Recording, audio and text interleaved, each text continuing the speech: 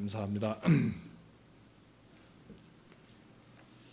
우리 북한강 중앙교회 찬양대 헌신 예배에 초청하여 주셔서 함께 하나님께 헌신하며 은혜를 나누게 하신 하나님께 감사를 드립니다.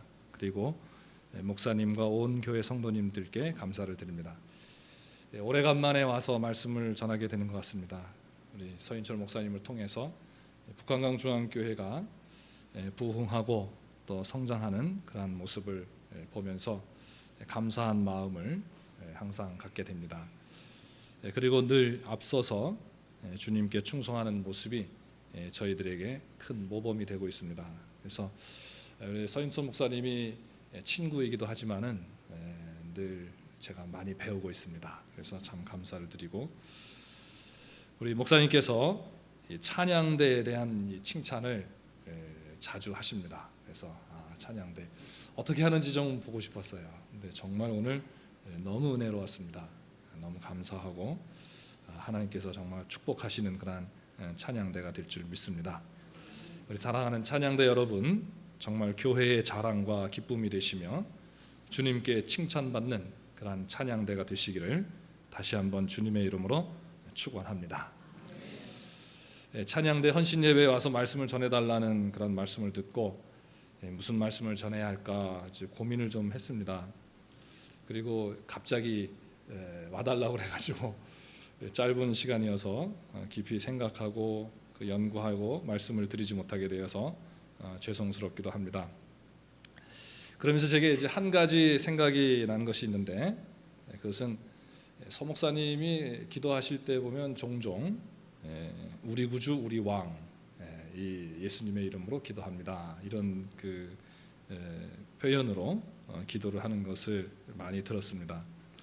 저에게는 아직 익숙하지 않은 그러한 표현이래 가지고 잘 못하고 있는데, 목사님께서 주님과 우리 성도들과의 관계가 어떤 것인가를 참 잘 가르치고 계시는구나 라고 하는 그러한 생각을 하였습니다. 그러면서 오늘 본문에서 이 향유를 부은 여인의 행위가 바로 그러한 사상에 근거한 행위라는 것을 생각하면서 이 말씀을 준비하게 되었습니다. 그래서 함께 오늘 본문의 말씀을 통해서 은혜와 또 헌신의 시간이 되시기를 바라겠습니다. 오늘날 이 한국 교회의 성가대는 어쩌면 그 교회의 수준을 말해주는 것으로 여기지 않나 이렇게 생각이 됩니다. 그래서 어떤 교회들은 성가대의 규모를 크게 하고 또 오케스트라를 동원하고 또 유급 대원들을 채용하여서 위상을 높여가고 있습니다. 그러한 영향력이 이러한 크고 작은 교회들에도 미쳐서 교회마다 경쟁적으로 이러한 일들이 일어나고 있는 그러한 모습도 오늘날 한국 교회의 좀 뭐랄까요, 안타까운 그러한 현실이라고 할 수가 있겠습니다. 그래서 성가대가 정말 그러한 입장에서 성가대가 형성되는 것이 아니라 정말 하나님께 찬양하는 그러한 성가대가 되어야 되지 않는가 그렇게 생각합니다. 찬양대의 기원을 살펴보면 여러 가지 그 논의가 있을 수 있겠지만, 성경에서 찾는다면 특히 역대상 25장의 말씀에서 볼 때 성가대의 기원은 아마도 이 다윗 왕 때부터 시작된 것 같습니다. 그래서 우리는 다윗 왕 너무나 잘 아는 그러한 왕입니다. 우리나라의 어떤 왕보다도 더 잘 알고 있을 것 같습니다. 저도 이 우리나라 이조 시대, 조선 시대의 왕들 이름을 몇 명 잘 모르고 있습니다. 누가 어떻게 순서도 잘 모르는데 다윗 왕은 그래도 우리나라 왕들보다 더 잘 알고 있는 것 같습니다. 참 이 훌륭한 그러한 왕이고, 무엇보다도 이 다윗 왕을 훌륭하게 하고 훌륭한 왕으로 평가받게 하는 것이 있다면, 그것은 한마디로 말씀을 드리면 지금까지 이스라엘이 모세를 통하여 성막 중심의 예배를 드리던 것에서 예루살렘 성전 중심의 예배로 전환을 한 것이 아닌가 이렇게 생각이 됩니다. 그래서 예배의 장소인 성전을 건축하기 위해서 모든 재물과 시간을 들여서 준비하였고, 또 이방인들과 이스라엘 각 지파들을 통하여 그리고 레위인들과 제사장들을 계수하여서 성전 기능을 정비하고 예배자들을 정비하여서 성전 안팎의 모든 일들을 수행해서 예배가 온전하게 되도록 만든 그러한 왕입니다. 그래서 다윗 왕이 높은 평가를 받고 있고 또 하나님이 기뻐하시는 그러한 왕이라고 할 수가 있겠습니다. 특별히 다윗은 그 예루살렘 공동체 예배에 찬양을 도입을 하였습니다. 그래서 그 이전에는 찬양대가 사실은 없었는데 다윗 왕 때 찬양대를 형성해서 그래서 성전 중심의 그런 예배를 드리게 되었죠. 그래서 그 아삽과 헤만과 그 여두둔이라고 하는 그 세 명의 말씀에 그 신실하게 이끌린 지도자들을 중심으로 해서 4,000명을 그 찬양 대원으로 세웠고 거기에서도 특별히 288명을 그 탁월한 사람들을 그 훈련시키고 양육을 해가지고 그래서 24개의 그 성가대를 만들어서 그 24개의 성가대들이 이렇게 돌아가면서 성전에서 찬양을 할 수 있도록 이렇게 만든 사람이 이 다윗입니다. 그래서 하나님께서는 이스라엘로 하나님의 찬송을 부르게 하시기 위해서 지으셨다고 이사야 43장 22절에 말씀하신 것처럼 내가 너희를 지은 목적은 나의 찬송을 부르게 하려 함이라 이렇게 말씀하신 것처럼 그래서 이 다윗이 정말 하나님이 기뻐하시는 정말 하나님 마음에 쏙 맞는 그러한 일을 했는데 그게 성전 중심의 예배요 그 예배에 찬양을 도입한 것이라는 것이죠. 그래서 시편 69편 30절 31절에 보면 황소를 드림보다 찬양을 받으시기를 기뻐하시는 그러한 하나님을 말씀하고 있습니다. 그러므로 예배의 중요한 핵심은 찬양이라고 할 수 있겠습니다. 근데 우리 이제 개신교는 말씀이 핵심이 되어버렸죠. 사실상 말씀보다도 찬양이 더 핵심이 되어야 되는 왜 하나님 앞에 영광을 돌리는 예배이기 때문에 그래서 말씀을 받고 또 다시 찬양으로 화답을 하고 이러한 일들이 더 이렇게 좀 제가 이제 예배 전문가가 아니기 때문에 우리 뭐 총회에서 하는 그러한 예배대로 나가긴 하지만은 그런 것을 누가 좀 연구를 해서 이런 부분을 좀 이렇게 바꿔줬으면 얼마나 좋을까라는 그런 생각을 개인적으로 해봅니다. 그래서 찬양이 사실은 중심이 되어서 하나님 앞에 예배가 돼야 되고 그러면서 그래서 말씀으로 이끌어 가야 되고 하는 이러한 것이 나타내야 될 것 같습니다. 자, 이러한 전환이 그런데 어떻게 가능했느냐라는 것이죠. 다윗이 어떻게 그런 기발한 생각을 했을까라는 거죠. 우리가 생각할 땐 기발한 생각이고 그런데 이것은 성령으로 충만하였기 때문에 이것이 가능했습니다. 이것을 보면은 다윗은 성령으로 충만한 사람이라고 사무엘상 15장이나 역대상 11장, 역대상 18장, 또 역대상 17장 이런 데서 다윗이 성령으로 충만한 사람이라는 것을 말씀하고 있습니다. 그래서 성령으로 충만한 다윗은 무엇보다도 하나님의 뜻이 무엇인지를 알았고 하나님의 경륜이 무엇인지를 알았습니다. 그래서 모세를 통하여서 성막 중심으로 하나님께 예배를 했던 그러한 것들을 이제 하나님께서는 성전 중심의 예배로 바꾸시는구나 이거를 안 거예요. 그냥 다윗이 하고 싶어서 이렇게 성전에서 하면 참 좋겠다 뭐 이런 생각을 가지고 한 것이 아니라 성령의 충만함으로 하나님의 경륜을 하나님의 계획과 그 계획을 이루어 가시는 그 흐름 역사적인 흐름을 알았다는 것이죠. 그래서 이 다윗이 위대한 것입니다. 우리하고 다윗하고 저하고 다윗하고 키를 비교해 보면 제가 더 클 것 같은데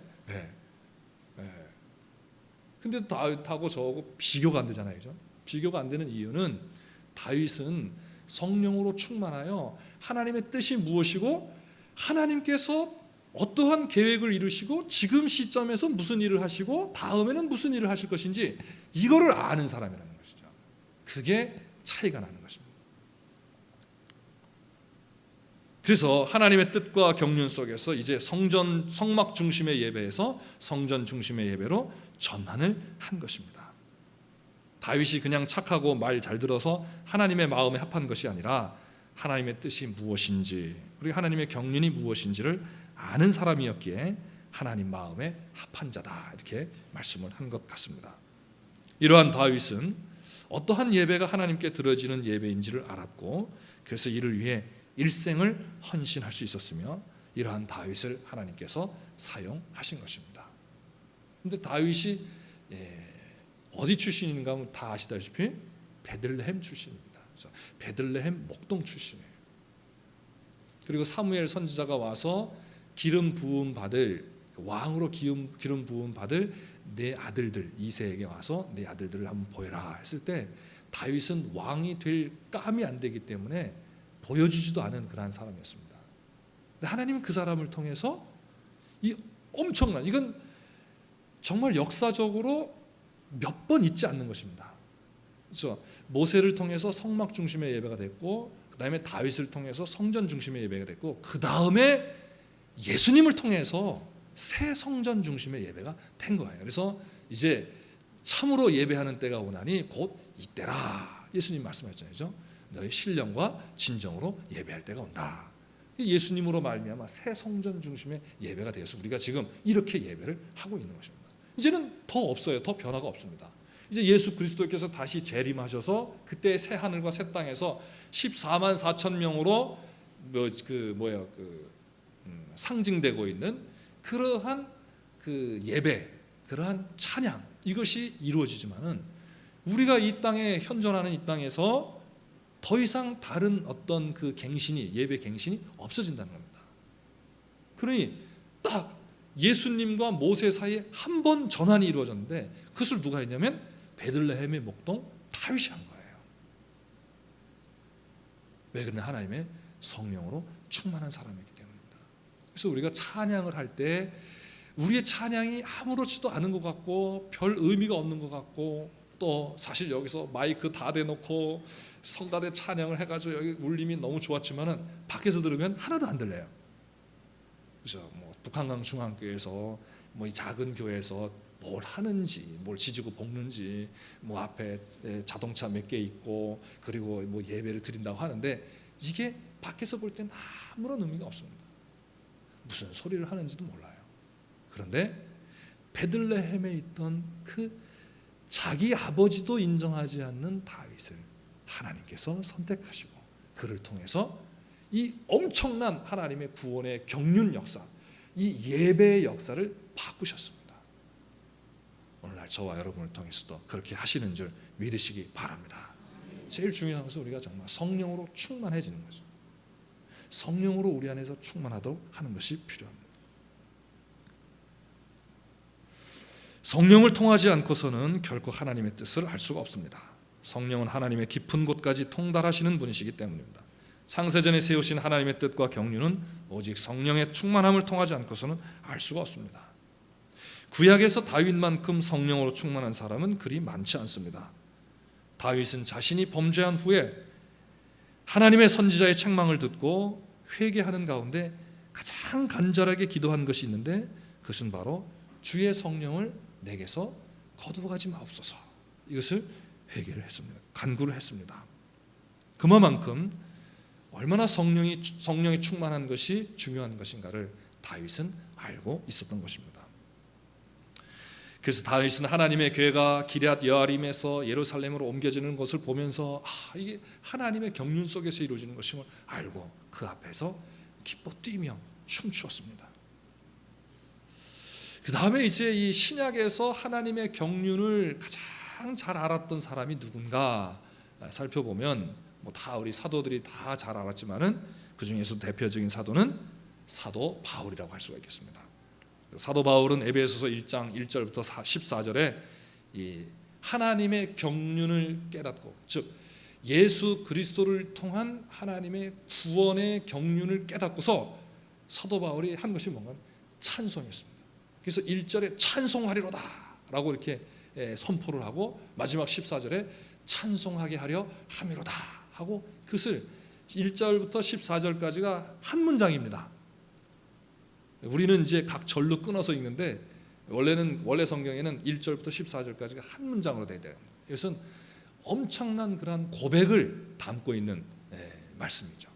근데 거기에 찬송하리로다, 찬송하리로다, 찬송하리로다, 찬송하게 하려 함이로다, 찬송하게 하려 함이로다. 이것이 계속 반복적으로 합니다.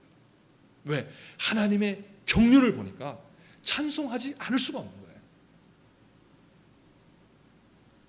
사도 바울이 성령으로 충만하여 하나님의 경륜을 깨닫고 한 것이 찬양이었습니다.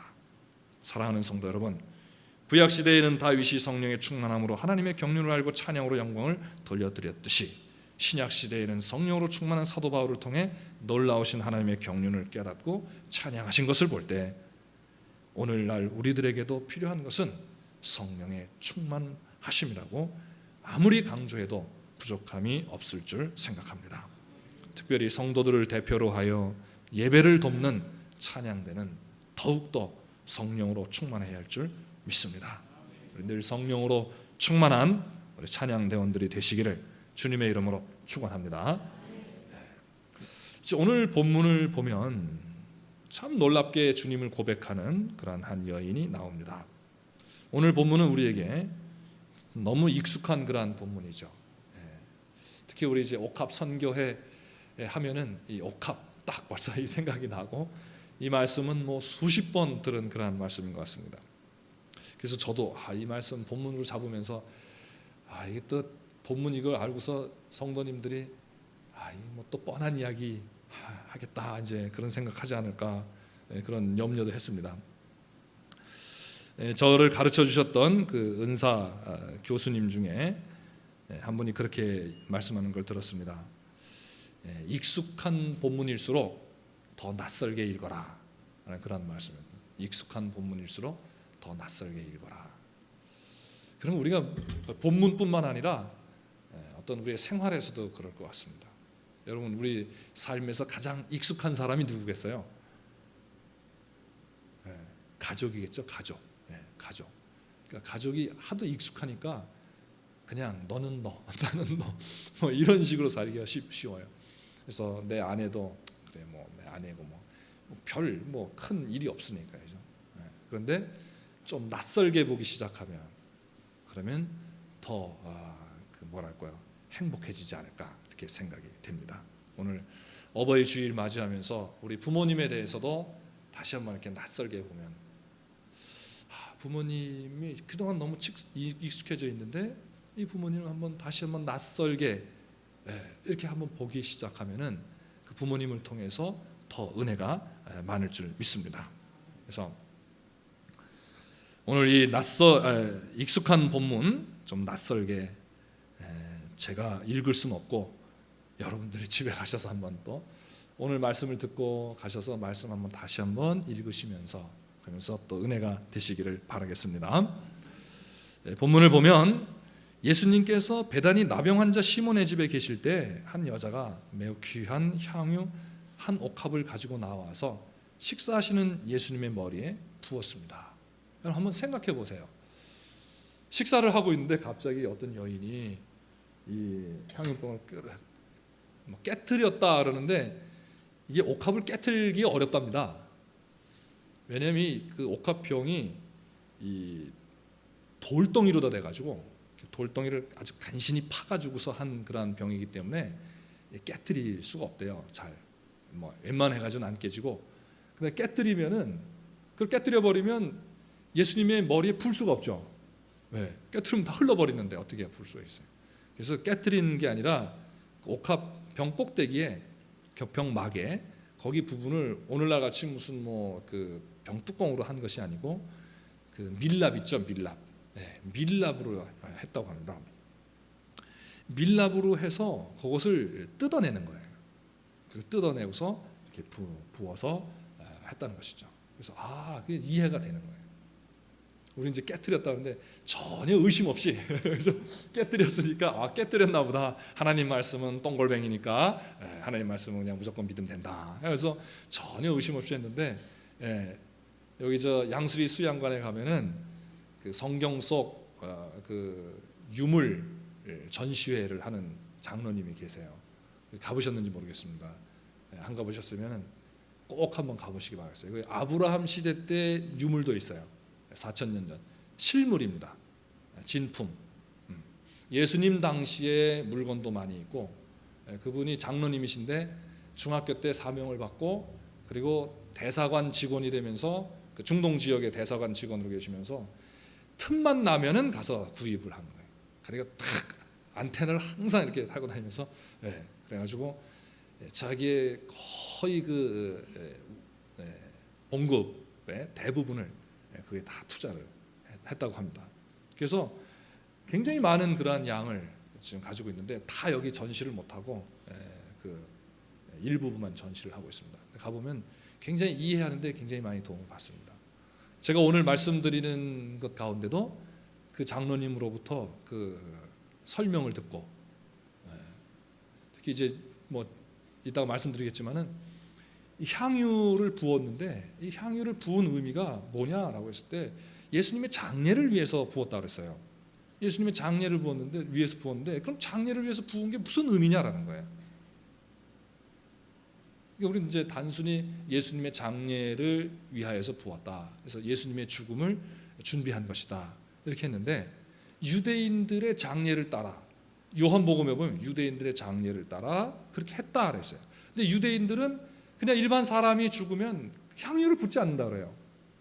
근데 누구한테 붓냐면 왕한테.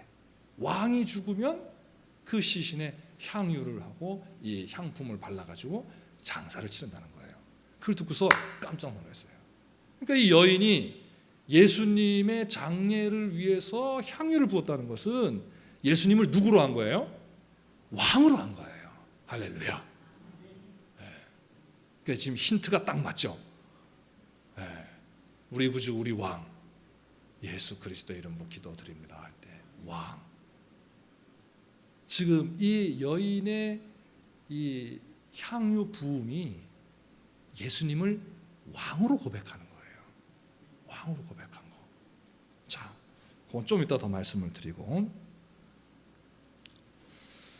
자, 근데 그 향유가 요즘 돈으로 말하면 하루 품값을 10만 원으로 따지면 10만 원으로 따지면은 얼마인가 하면은 3천만 원입니다. 그 향유 값이.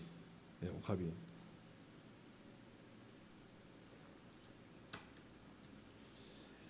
뭐 그렇게 크진 않습니다. 크진 않는데 그 값이 그렇게 비싸요. 그래서 이게 네팔 고산지대에서 만든다고 합니다. 근데 요즘에는 안 만든대요. 그래서 그 장로님이 설명을 잘 해주시더라고요. 여러분 한번 가시면 정말 설명도 잘 해주시고 참 은혜가 돼요. 근데 그것을 식사하시는데 와서 머리에 부은 거예요. 여러분 아무리 향기가 내는 거라도 그렇지 밥 먹는데 거기 뭐 밥은 아니겠지만 빵이겠지만은 그 드시는데 그냥 확 부어버렸어요. 그럼 기분이 좋겠습니까? 안 좋겠습니까? 뭐 안 좋다기보다는 황당하겠죠, 그죠? 너무나 황당한 사건이에요. 그런데 그 값이 3천만 원이나 돼요. 10만 원씩 따지면 7만 원씩 따지면 2,100만 원. 그래서 300데나리온이니까 2,100만 원. 2,100만 원을 그냥 확 부어버릴 수 있겠습니까? 그렇게 할 수가 없는 거예요. 그러니까 제자들이 그냥 화가 났어요. 분개했다 그래서 분개했다 그래서. 너무나 황당한 사건에 이게 뭐냐라는 거예요. 예수님이 그때 그렇게 말합니다. 무슨 의도로 이것을 허비하네. 무슨 의도로? 내가 분명한 뭔가 의도가 있다라는 것이죠. 무슨 의도로 허비하느냐? 이것을 비싼 값에 팔아 가난한 자들에게 줄 수 있었겠도다. 근데 요한복음에 보면 그 말을 누가 했냐면 가룟 유다가 했어요. 자,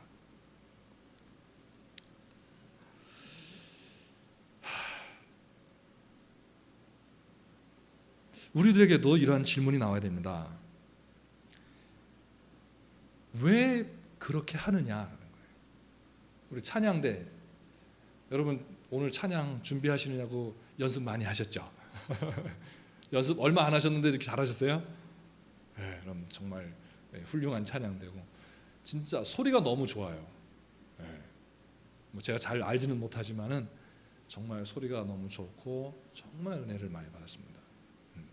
근데 이 찬양대 하려면 힘듭니다. 아침에 일찍 와야죠. 그래서 와서 저희 교회도 1시간 연습을 해요. 예배 전에 10시에 와서 10시 50분까지 연습하고 이제 올라가요. 그리고 예배 끝나고 밥 먹고 1시에 시작해서 2시까지 또 연습을 해요. 하도 못하니까 연습을 많이 하는 거예요.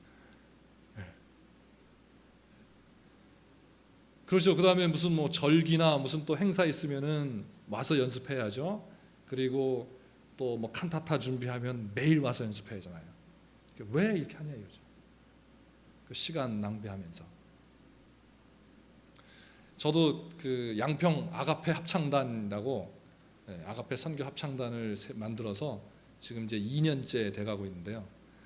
이제 화요일 저녁마다 가서 이제 연습을 하는데 너무 힘들어요. 가는 게 힘들어요.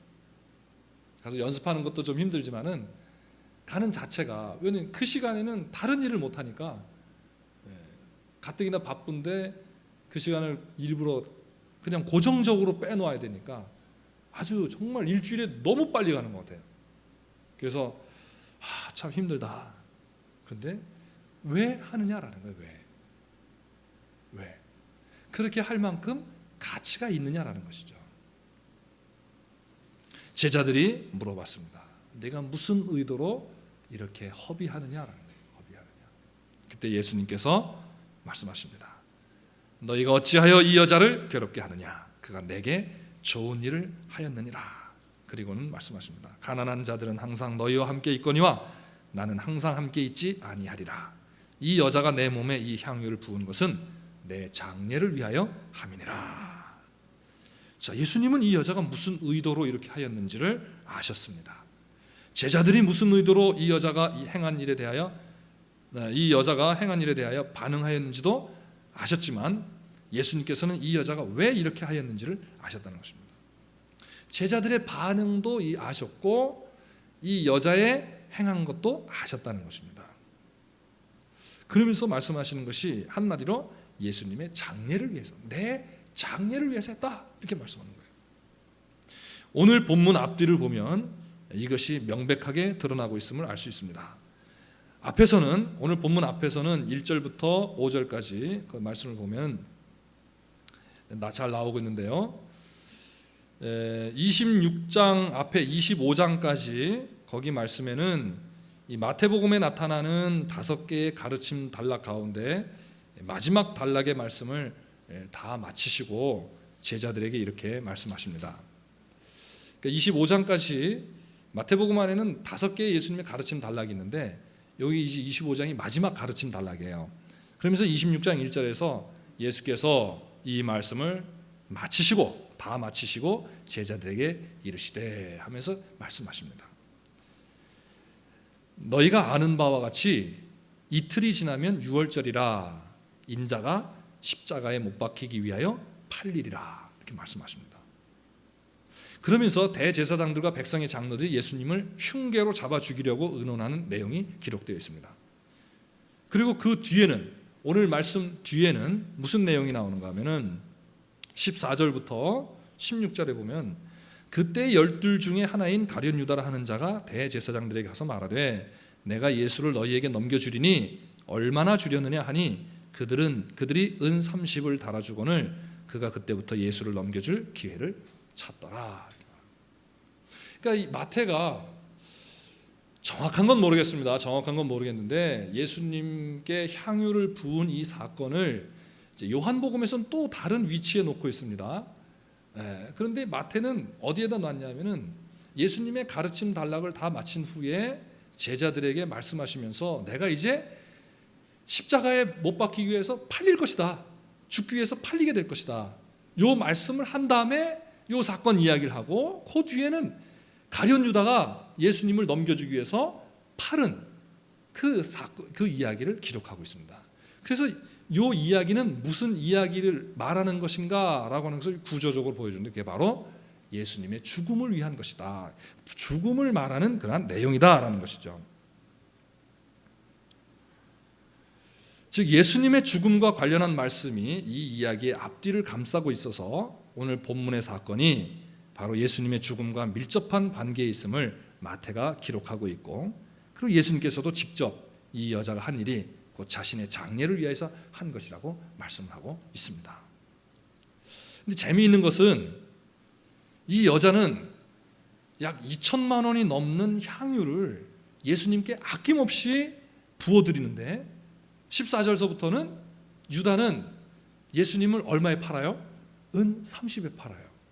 그래서 은 30이 얼마일까 했을 때 은 한 세겔이 한 사람의 4일치 노동 품값이라고 합니다. 그러니까 계산을 해보면 어떻게 되겠어요? 제가 복잡합니다. 그래서 한번 계산을 해보니까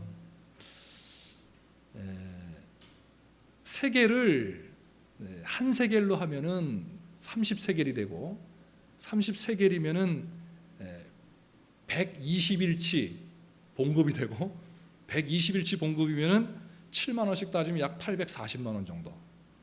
근데 성전에 세금을 바칠 때 반세겔씩 내잖아요, 그죠? 반세겔씩 낸 그런 동전으로 치면은 그거의 반값이죠. 그럼 420만 원 정도, 약 400만 원 정도. 예수님을 400만 원 정도에 팔아버렸는데 이 여자는 예수님을 2천만 원이 넘는 그것을 예수님에게 부었습니다. 여러분 굉장히 묘하지 않습니까? 이게 지금 묘하죠. 이 이야기가 굉장히 묘합니다. 그러면서 이 향유값을 너무나도 아깝게 생각하며 분노하는 그런 모습이 너무나 이상하게 보입니다. 사랑하는 성도 여러분, 우리가 예수님께 헌신하는 것이 어쩌면 세상적인 관점으로 보면 매우 아까운 것처럼 보일 수 있고 낭비하는 것처럼 허비하는 것처럼 보일 수 있을 것입니다. 찬양대의 헌신도 마찬가지입니다. 이처럼 허비하는 것 같고 불편한 것 같고 의미도 없는 것 같지만 이것이 예수님께 대한 헌신임을 잊지 마시기를 바랍니다. 예수님을 향한 사랑은 낭비를 헌신으로 변화시켜주는 역사가 일어나는 것입니다. 예수님의 우리에 대한 사랑은 이보다 더 낭비요 허비였습니다. 죄와 허물로 죽었던 우리들, 얼마나 썩어 냄새가 나는 존재인지 모릅니다. 그러한 저희들을 위하여 보혈을 흘리시고 십자가에 생명을 내어놓으시고 일생 자신을 위하여 사시지 않으시고 우리 죄인들을 위하여, 우리의 구원을 위하여 낭비하셨습니다. 그러나 주님의 우리를 향한 사랑이 우리에 대한 헌신이 되었고 아버지 하나님께 대한 고귀하고 값진 헌신과 충성이 되었던 것입니다. 이처럼 주님을 사랑하는 사랑이 우리의 낭비처럼 보이는 것을 헌신으로 변화시켜 주심을 믿으시면서 더욱 시간과 삶을 들이시기를 주님의 이름으로 축원합니다. 이 여자가 예수님에게 옥합 향유를 거침없이 부어드릴 수 있었던 것은 예수 그리스도를 왕으로 알았기 때문입니다. 여러분, 대통령에게 2천만 원 정도 드리는 것에 대해서 아깝게 생각하십니까? 안 생각하십니까? 이상한 질문인데요. 저는 좀 아까울 것 같지만은 제가 대통령에게 얻어먹을 게 별로 없으니까. 근데 대통령이 4년제가 아니고 대통령이 한 번 되면은 돌아가실 때까지 대통령이 되고, 그리고 그분한테 잘 보이면 뭔가 한 자리도 얻을 수 있다라고 하면은 2천만 원 아깝겠어요? 안 아깝겠어요? 전혀 안 아깝겠죠. 그분이 누구냐라는 거예요. 그분이 누구냐라고 하는 것을 알면 그분에게 이러한 일을 할 수 있다라는 것입니다. 이 여자는 예수님이 누구신가를 명확하게 알았던 것입니다. 예수님을 새 이스라엘의 왕으로 알았으며 마태복음의 주제인 새 이스라엘의 형성자시며 새 이스라엘의 통치자이신 왕이라는 것을 명확하게 알았다는 것입니다. 주님을 진정한 새 이스라엘의 왕으로 알고 신앙하는 자가 이러한 낭비를 할 수 있는 것입니다. 아무나 하는 것이 아닙니다. 아무리 예수님을 곁에서 3년 동안 따라다녔다 할지라도 그분이 우리의 진정한 왕이시라는 것을 알지 못하고 믿지 못하면 할 수 없습니다. 오히려 예수님을 팔아버릴 수밖에 없는 것이죠. 우리 북한강 중앙교회 찬양대원은 모두 주님의 왕되심을 더욱 확고히 하시며 왕되신 주님께 낭비의 헌신을 하게 되시기를 주님의 이름으로 축원합니다. 주님께서는 이 여자의 행동을 칭찬하시며 축복하십니다. 향유가 온 집안에 가득한 것과 같이 이 행동이 온 천하에 퍼지게 하셨습니다. 예수님께서 말씀하십니다. 내가 진실로 너희에게 이르노니 온 천하에 어디서든지 이 복음이 전파되는 곳에서는 이 여자가 행한 일도 말하여 그를 기억하리라. 이것은 단지 이 여인이 향유 옥합을 열어 주님의 머리에 부은 행동이 전파된다는 것이라기보다는 그가 예수님을 어떤 분으로 알았으며 그러한 분에게 그에 걸맞은 행동을 하였다는 것이 전파되는 것이라고 생각이 됩니다. 네, 우리가 찬양을 한 것이 그것이 전파되는 것이 아니라 우리 찬양을 받으시는 분이 어떤 분이시라는 고백에 위해서 드려진 찬양인 것인지 그것이 전파된다는 것이죠. 네, 오늘날은 전파가 잘 되죠. 네, 인터넷에서 올리면 그냥 금방 다 들을 수가 있고, 그런데 그보다 더 중요한 것은 이 찬양을 하는 그 찬양대원의 고백이 어떤 고백인지, 그 믿음이 어떤 믿음인지, 주님께 대한 그 인식, 주님이 어떤 분이신지 이것을 명확히 알고 그분을 신뢰하고 그분을 믿는 그러한 기초 위에 드려진 찬양이냐라는 것입니다. 어쩌면 북한강 중앙교회 성가대가 찬양을 엄청나게 잘하는 찬양대가 될 수도 있습니다. 그래서 소문이 나기를 북한강 중앙교회 성가대 기가 막히게 잘한다, 또 놀라워, 짱이야, 이런 소리를 들을 수도 있을 것입니다. 그러나 그보다도 그 성가대의 찬양에는 은혜가 있어 정말 주님께 영광이 되며 우리에게 치유와 회복을 일으키는 능력과 은혜가 넘치는 것 같아요. 이런 소문이 나시기를 바라겠습니다. 말씀을 정리하겠습니다. 찬양은 성령으로 충만한 자들이 하나님께 드리는 제물입니다. 이 사실을 잊지 마시기 바랍니다.